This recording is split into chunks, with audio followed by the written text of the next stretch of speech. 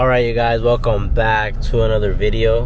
Today we're gonna be heading over to the Junkyard pick and pull to go grab a starter for my Honda CR-V. Yeah, so the symptoms that I'm having right now is basically it doesn't crank, it clicks. I can hear the starter like clicking, it doesn't crank, all the lights work, and I hear the fuel pump activate. So overall, I'm pretty sure it should be the starter. New starter at AutoZone is low-key like 200 bucks. And for the CR-V, I'm not trying to spend 200 bucks on a starter, so we're heading over to the Junkyard, hoping that they're all good. Alright you guys, so we found our first CR-V. I think this is a, this is a 04 Honda CR-V. Looks like the headers or the manifold or whatever is already taken off. So I'm gonna just go ahead and move that shit out the way.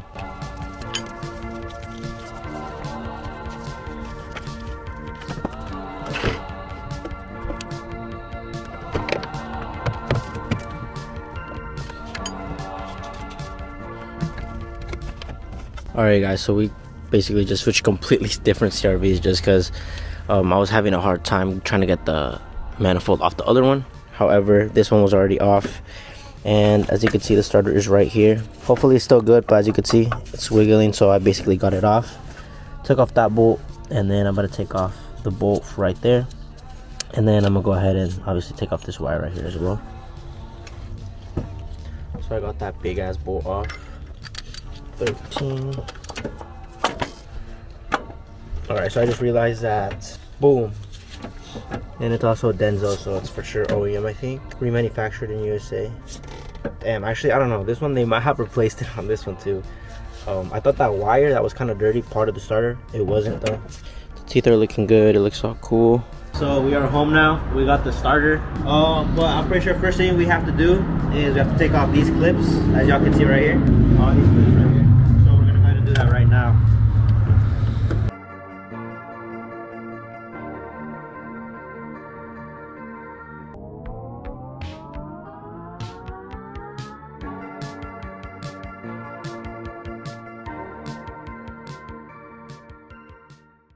Alright, so we got this off, and I think we're gonna go ahead and take off this little battery bracket, as you can see.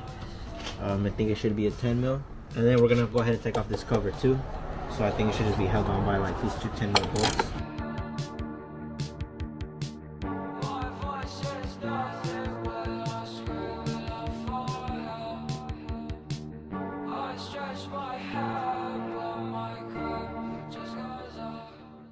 So now we're gonna go ahead and remove these bolts right here. There's two on each side. Honestly, I think we gotta remove this too, but I'm gonna leave it on, see what's up.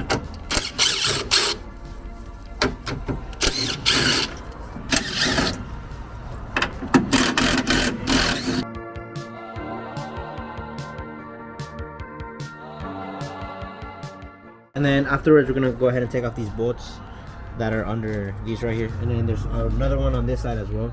So we're gonna go ahead and take those.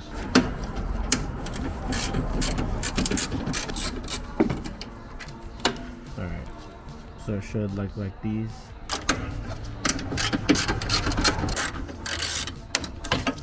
We're gonna go ahead and remove these two bolts, or we're just gonna go ahead and loosen them. I don't think we have to take these two off like all the way. And then we're gonna go ahead and take off this one and this one. So this is the hood latch.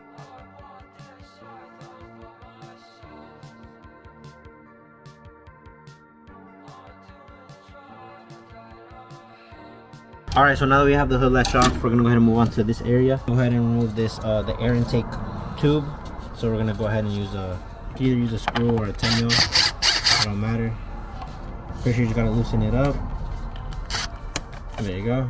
And then we're gonna go ahead and take off all these connectors right here. So these three. And there's one. There's two, as you guys can see right there. And then there is a third one right there. There's another clamp over here, so we're gonna go ahead and take that off as well. I'm gonna try to loosen it. I don't want to fully take it off. Should be a 10 mil too. All right, so since we loosened these two clamps and took off all these three wires, underneath one of the connectors there is another hose, so I'm gonna go ahead and pull it off so you guys can see. All right, so it's this hose right here, so it's underneath that that top connector right there. All right, so then now the hose should be able to come off all the way. Alright, so that clamp fell, but we're gonna go ahead and pick it up. As you guys can see, the tube is out. Alright, so the next part's gonna be kind of confusing. It is for me. But we're gonna have to remove this hose right here. So I'm gonna just go along and show you guys. Normally you need like some pliers, some shit to clamp that, but this is honestly pretty loose. So just go ahead and remove that. I'm gonna go ahead and remove this one as well. You wanna remove this one as well. The one that's connected to that little fucking weird shit. So now we're gonna go ahead and take off these bolts right here. I think these are 2 nuts, and then the rest of these bolts right here. All right, so now it's pretty much loose. There are some cables and whatnot that we should disconnect before removing it. However, it's kind of hard for me to just reach in there and try to do that shit, and I know it's gonna take me a while. So what we're gonna go ahead and do first, actually, we're gonna go ahead and remove this throttle body. It should be held on by like 4 bolts. There should be 1 right there. I don't know if you can see that. 1 right there, 1 right here, and then 2 at the bottom. So we're gonna go ahead and do that. We actually missed a mistake, or we missed a step. This shit, you kind of gotta like take it off, which with force. I missed, yeah, with force, because it's not gonna let you. And like I said, we went to go ahead and took off the throttle body thing. There's gonna be 2 like coolant wires underneath. Do not touch those. That shit is low-key leak coolant on us a little bit. Just like that, it's basically out. However, there's gonna be another wire right here, that connector. Go ahead and disconnect that. And then this clip right here, honestly, just pull it off. Now the starter is right there. All that shit just to get to that fucking starter right there, which is so stupid. All right, so as you guys can tell in the starter right there, as you guys saw in the beginning where I went to the junkyard, basically I just basically take off this cover right here. You want to go ahead and disconnect the negative terminal off the battery, you know, just in case.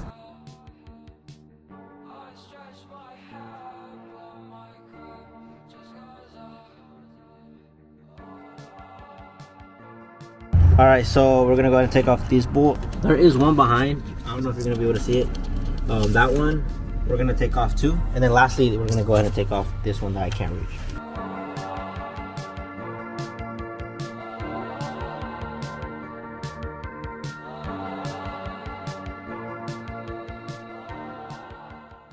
This is the old one. As you guys can tell, the teeth are fucking grooved. Okay, what's in there? Wait, I don't know if that's bad. Alright. Anyways, guys, look at that shit. I'm not too sure why. I don't know if it does that because of age.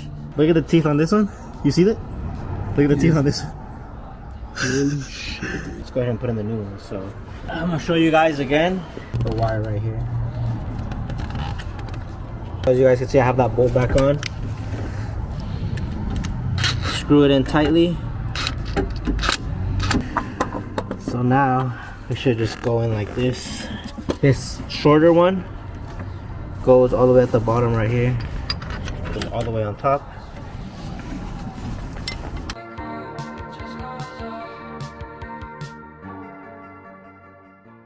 This is it.